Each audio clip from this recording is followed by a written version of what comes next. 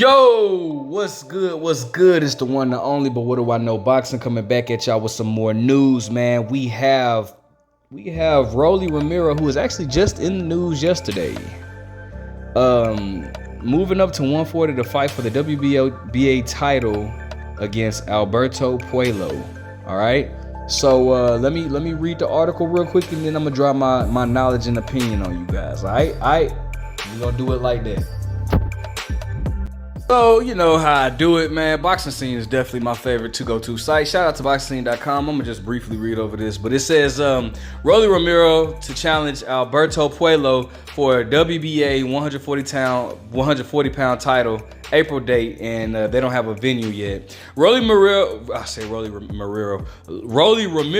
will get a title shot in his first fight at the 140-pound limit.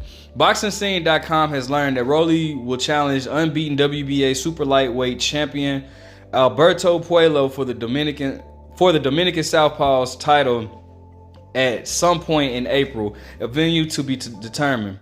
Showtime is expected to televise the Puello-Romero match as the main event of a triple header.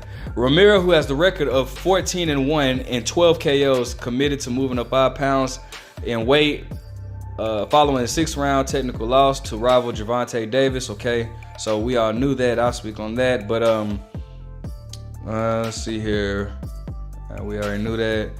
Puello, meanwhile, he will make the first defense of his WBA belt that he won almost six months ago in Hollywood, Florida. The 28-year-old Puello edged, I can't even pronounce dude's name, in a 12-round split decision on August 20th at Hard Rock Hotel in the casino. Okay, so Puello won the then vacant WBA belt. Josh Taylor relinquished last May because the unbeaten Scottish Southpaw didn't want to make a mandatory defense against Puello. All right, so let me touch on this just a little bit, man. First and foremost, bro, I'm not gonna lie to you, bro. Alberto Puello, I don't know anybody that this man has beaten, but obviously he has made his way up the rankings at the 140-pound division.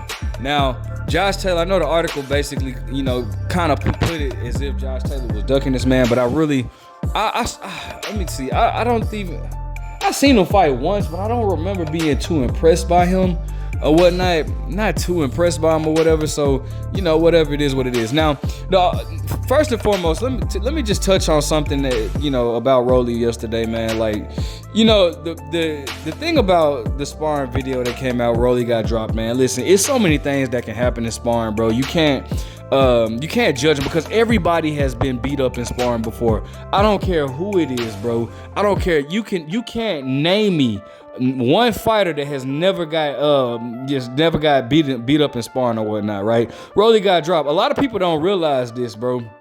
All right. Sometimes in some situations, this is why you really can't take sparring serious, all right? Sometimes in some situations, like I'm gonna just give you guys an example, right? Let's say your coach is working for you to set up the left hand. Well, I'm a southpaw, so that's why I say left hand. But let's just say a coach is working to set up a right hand. Just your whole purpose in that sparring session is to set up the right hand by using the double jab. So you're trying to practice on landing that double jab, then right hand. You're trying to land. You're practicing. That's what you're practicing on, right? While your sparring partner can do whatever he can. He does whatever he wants to do because in a fight, your opponent's not just gonna sit there and allow you to land that shot on him. So as so be it, your sparring partner can do whatever he wants while you're specifically working to land that specific shot. Like it's just so many. And so while you're working to land that shot, yeah, you're gonna get teed off on you because you're working to land that shot. You're trying to figure out, okay, can I do this? Okay, wait, no, okay. When he moves, can I do this? All right, let me double jab now. You're working on a specific combination or something like that. You're working on a specific game plan, and while your partner, you're practicing on implementing that game plan, while your partner is just, your sparring partner is doing whatever he wants to do. So it's just so many things so many factors that go into sparring. That's why I just say, sparring, you really can't hold it against Rolly. Now, albeit Rolly was squared up, per usual when he does square himself up a lot. But still, you just never know in sparring. That's why I say, you really can't hold sparring against anybody, It is what it is. Now, all right. Now that I got that out the way, I don't understand how Rolly is getting a title shot after coming off of a loss. Albeit, yes, the loss was at 135. I don't know how I don't know how he's doing it. You know, Adrian Broner was doing the same thing, bro. It might have been I don't think it was the W. It might have been the WBA. No, I don't know. I don't know if it was the WBA or not. But I remember when Adrian Broner lost to Sean Porter, his next fight was for a title shot. It was for a title against Khabib Alakabalaka at 140. And I never understood. So that's my only question is like, I don't know if Al Heyman is just pulling strings behind closed doors, or maybe Mayweather, or I don't know. But I don't understand how Rolly is getting a title shot after coming off of a loss to Tank Davis, right?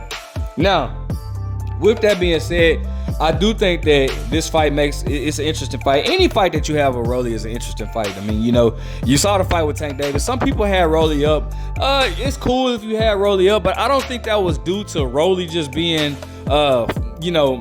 taking control of the fight. I think it was just due to Tank waiting on that one shot. He was waiting on a shot, kind of like what Tank did in this last fight.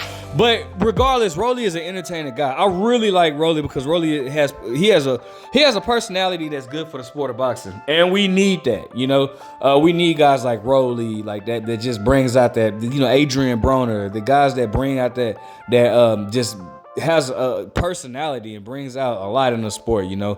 Unless if you have, like, you know, power, like Deontay Wilder, he has personality too, but, you know, because he has that Alabama slammer, he really does, like, his you know, he sold off of that power that he has. But, you know, like Tyson Fury, he has personality that, you know, it's just, we need that. So I'm not mad. I think this fight makes for an interesting fight. First fight, Rolly moving up. I definitely would love to see how this plays out. Rolly does have pop in his punch, so you don't want to get caught flush by a shot by Rolly. I don't necessarily know I don't know too much about Puello. I don't know what I know he's a southpaw, but I don't know if, you know, with an awkward fighter, that doesn't matter. When you're a southpaw against like an awkward fighter, like a fighter like Rolly, or like a fighter like Maidana or something, that really doesn't matter. So let me know what you guys think, man. Who do you see winning this fight? Do you want to see Rolly win this fight? Make sure you guys like, comment, subscribe. But what do I know?